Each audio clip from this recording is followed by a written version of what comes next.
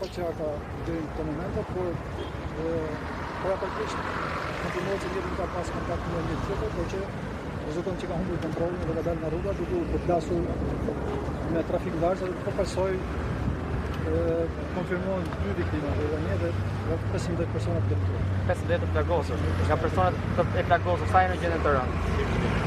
Paraprakisht një ndër personat që janë dëmtuar në gjendje më të rëndë, personat e tjerë janë në gjendje stabilizuar dhe të ndjekin çfarë.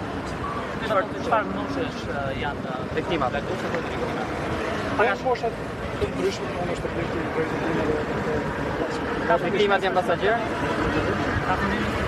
Ka, është një që është në gjendje më të rëndë, është Çfarë dyshohet si shkak i aksidenti paraprakisht? Paraprakisht dyshohet që është humbje kontrolli, shkak se konfirmohet që mjeti nuk ka patur kontakt me një tjetër gjatë çështjes në rrugë.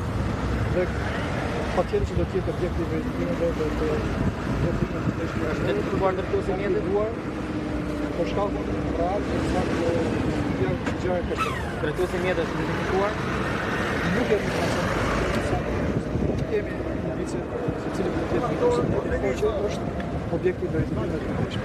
A ka apel policia shtetit për asistimin? Patjetër që policia shtetit është apelon çdo drejtues mjeti, çdo prokuros rrugë që të përgjigjet kujdes gjatë qarkullimit në rrugë, të respektojnë sinjalizimin rrugor dhe udhëzimin e policisë rrugore, në mënyrë që të kemi sa më shumë siguri dhe të evitojnë ngjarje të tilla kaq të rënda.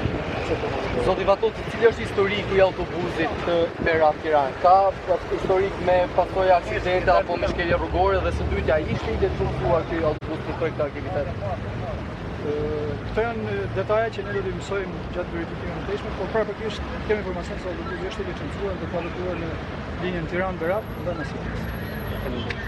Një deklarat të policisë sa i përket aksidentit në autostradën Tiranë-Durrës, mësuam disa nga detajet e këtij aksidenti, në rikthehemi